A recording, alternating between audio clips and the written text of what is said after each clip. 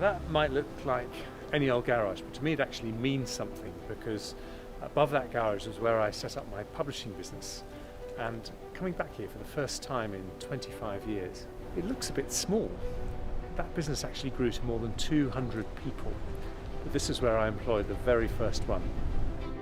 Well, looking at that small office now reminds me that when you set out as an entrepreneur, you have these big dreams, and then you suddenly find it's a daily grind just to stay alive, to pay the bills, to pay your staff, to fight off the competitors.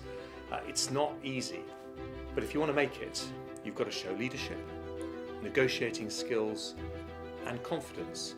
And that's what we need to do as a country right now with the Brexit challenge that we face. Get this wrong, and the EU could block a better deal, and Parliament could block no deal.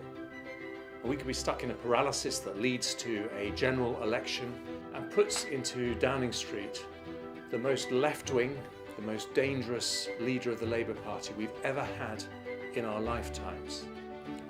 I've got the plan to deal with Brexit. I believe as Foreign Secretary there is a deal to be done if we approach this the right way, with the right negotiating skills. We can get a deal even before the end of October.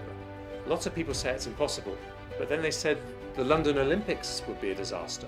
They said that there'd never be any extra money for the NHS. They said you'd never get the warring parties around the table in Yemen. I like to prove people wrong.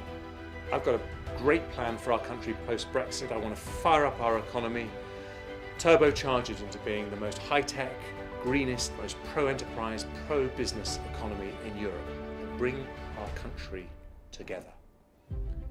Because when we unite, North and South, young and old, leave and remain, four proud nations in one great union, we give the world a country like no other.